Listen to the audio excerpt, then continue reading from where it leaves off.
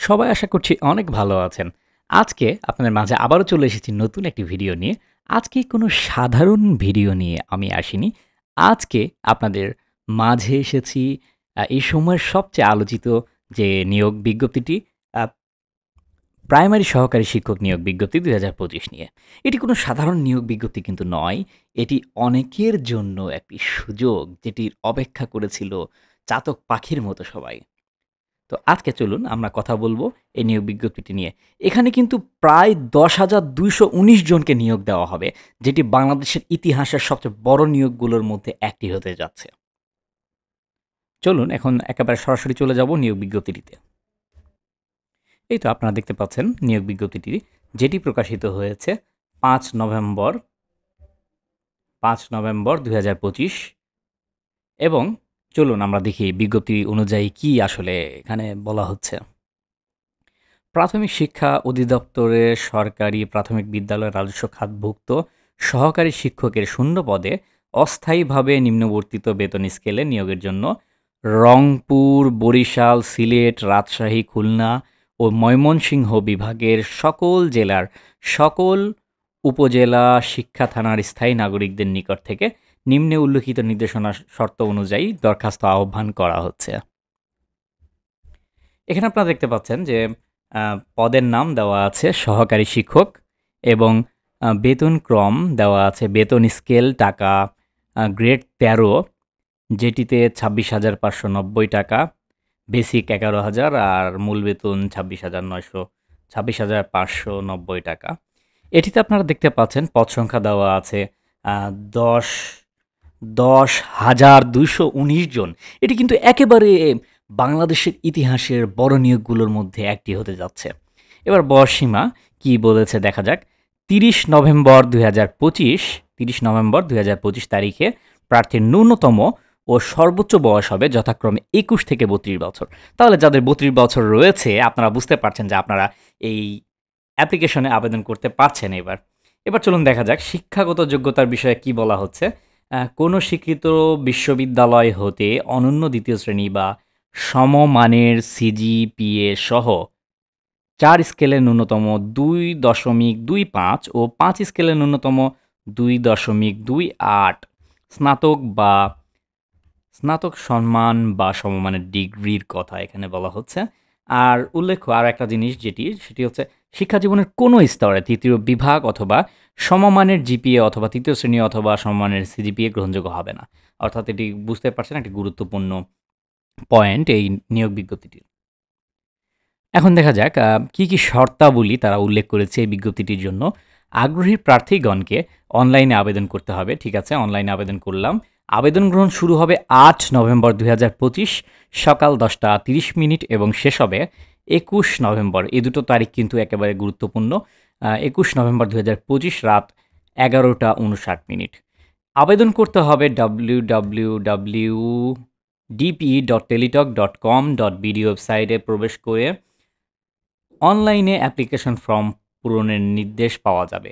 উক্ত নির্দেশনা অনুসরণ পূর্বক অনলাইনে অ্যাপ্লিকেশন ফর্ম পূরণ করতে হবে এবং আবেদন ফর্ম পূরণ শেষে সাবমিট বাটনে ক্লিক করে কিন্তু আপনারা আবেদন করতে পারবেন। এবং ওয়েবসাইট হতে প্রার্থীর ইউজার আইডি সহ আনপেইড স্ট্যাটাস সম্পূর্ণ ড্রাফট অ্যাপ্লিকেশন কপি তৈরি হবে, যা প্রিন্ট করে আবেদনের প্রদত্ত তথ্য যাচাই করতে হবে। আবেদন ফি জমাদানের পূর্বে ড্রাফট অ্যাপ্লিকেশন কপি একাধিকবার পড়ে প্রার্থী তার প্রদত্ত তথ্যের যথার্থতা সম্পর্কে নিশ্চিত হবেন।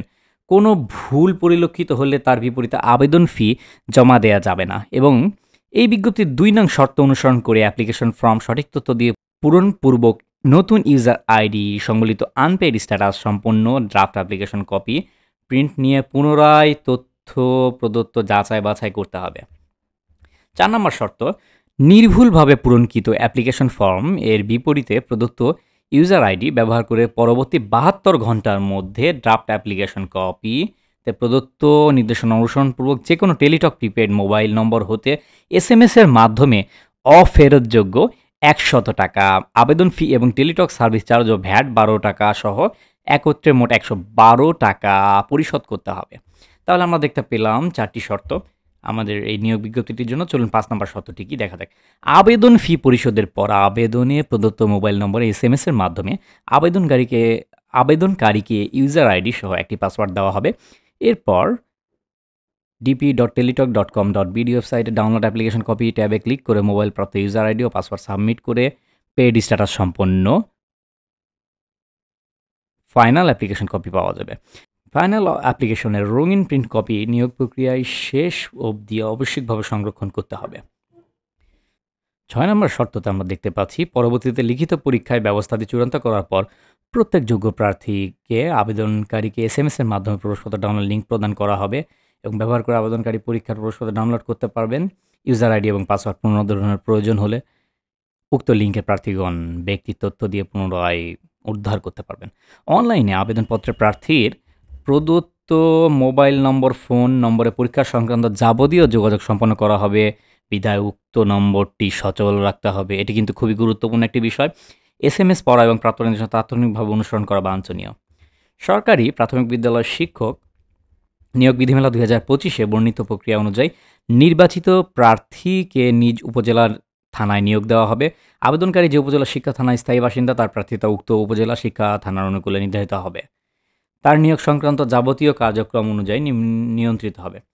৯ নম্বর শর্ত, সরকারি প্রাথমিক বিদ্যালয় শিক্ষক নিয়োগ বিধিমালা 2025 এবং উক্ত বিধিমালা 2 নভেম্বর 2025 তারিখের সংশোধন অনুযায়ী নিয়োগ সংক্রান্ত সকল কার্যক্রম পরিচালিত হবে। ১০ নম্বর, বিবাহিত মহিলা প্রার্থীগণ আবেদনে তাদের স্বামী অথবা পিতার স্থায়ী ঠিকানা যে কোনো একটিতে আবেদন করতে পারবেন। তবে দুটি স্থায়ী ঠিকানার মধ্যে তিনি যেটি আবেদন উল্লেখ করবেন তার প্রার্থীকে সে উপজেলা শিক্ষা থানা বিবেচিত হবে। এটি মেয়েদের জন্য কিন্তু খুবই গুরুত্বপূর্ণ উপায় এবং এই প্রাইমারি নিয়োগটা কিন্তু আসলে মেয়েদের জন্যই একটু সুবিধাজনক অনেকে মনে করে থাকেন। তাই নারীরা কিন্তু আবেদন করতে পারেন, কেননা তাদের জন্য হয়তো বাসা নিজ উপজেলা বা থানাতে কাজ করা খুব সহজ হয় বা সুবিধাজনক হয়।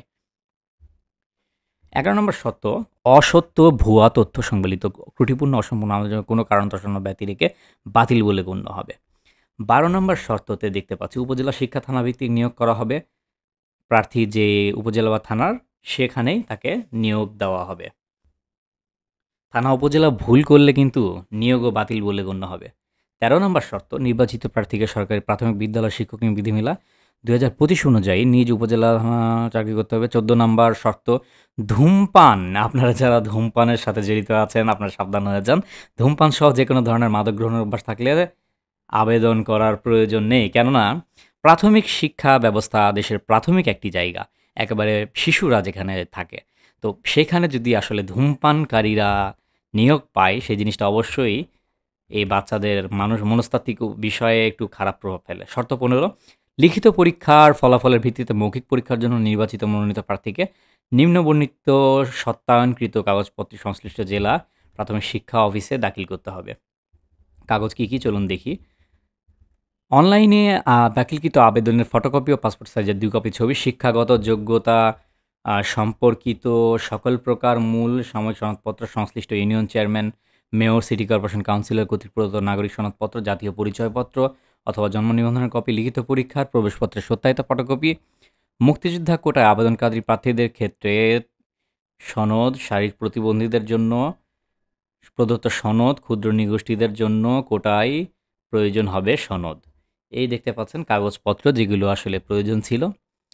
আর 16 নম্বর শর্ত হচ্ছে, প্রার্থী সনদপত্র ও ছবি সত্যায়নকারী কর্মকর্তা নবম বা তদুর্ধ্ব গ্রেডের গেজেটের কর্মকর্তা স্বাক্ষরের নিচে নামসহ সিল থাকতে হবে। 17 নম্বর, লিখিত ও মৌখিক পরীক্ষায় অংশগ্রহণের জন্য কোনো প্রকার টিএডিএ প্রদান করা হবে না। অনেকে আশা করে থাকেন যে হয়তো কোনো টিএডিএ দেওয়া হবে, আসলে সেরকম কিছু দেওয়া হবে না। অনলাইনে আবেদনে দাখিলের বিষয়ে সহযোগিতা প্রয়োজন হলে vaz.query@teletalk.com.bd ইমেল ঠিকানায় অথবা টেলিটকের 121 নম্বরে যোগাযোগ করা যাবে। কোনো কারণ দর্শানো ব্যতি রেখে কর্তৃপক্ষের বিজ্ঞপ্তির শর্তাবলী পরিবর্তন করতে পারেন। শর্ত 19, কোনো কারণ দর্শানো ব্যতি রেখে কর্তৃপক্ষ এই বিজ্ঞপ্তির শর্তাবলী পরিবর্তন, সংযোজন, বিয়োজন বা বাতিল করার ক্ষমতা সংরক্ষণ করেন। আবেদনপত্র গ্রহণ, বাতিল ও নিয়োগের বিষয়ে নিয়োগকারী কর্তৃপক্ষের সিদ্ধান্ত চূড়ান্ত বলে গণ্য হবে। শর্ত 20, এ নিয়োগ বিজ্ঞপ্তি প্রকাশের কারণে কর্তৃপক্ষ পরীক্ষা গ্রহণের কিংবা প্রার্থিত পদে নিয়োগ প্রদান করতে বাধ্য থাকবে না। কর্তৃপক্ষ বিজ্ঞপ্তি বাতিল করার অধিকার সংরক্ষণ করেন। তো এই ছিল মোটামুটি আজকের আমাদের প্রাইমারি নিয়োগের বিস্তারিত। তো আপনাদের সবাই দ্রুতই আবেদন করবেন। আশা করি আগামী ৮ তারিখ থেকে শুরু হচ্ছে আবেদন প্রক্রিয়া। আপনারা সবাই আবেদন করবেন শুরু হওয়া মাত্রই। যত দ্রুত করতে পারেন ততই ভালো। তবে খেয়াল রাখবেন যেন উপজেলা, থানা এগুলোর নাম ভুল না হয়। কেননা আপনাদের ভুল হলে নিয়োগ বাতিল বলে গণ্য হবে বা সেখানে আপনাদের নিয়োগ হবে। নিজ জেলা থানাতে যেহেতু নিয়োগ, সেজন্য এগুলো ভুল করা যাবে না কোনো ক্রমেই। যারা অভিজ্ঞ তাদের দ্বারা দরকার হলে করুন, প্রয়োজন হলে দোকানে করুন গিয়ে, যারা এক্সপার্ট এই বিষয়ে তাদের দ্বারাই করুন। আপনাদের সবাইকে ধন্যবাদ। আর আপনাদের যদি আমাদের এই ভিডিওটি ভালো লেগে থাকে এবং এ ধরনের আরও অনেক চাকরির আপডেট সম্পর্কিত ভিডিও চান, তাহলে আপনারা কমেন্ট বক্সে জানাবেন এবং আমাদের চ্যানেলটি দয়া করে সাবস্ক্রাইব করবেন। আপনাদের জন্য ভিডিও বানাতে আমাদের আরও আগ্রহ বাড়বে। ধন্যবাদ সবাইকে। আসসালামু আলাইকুম।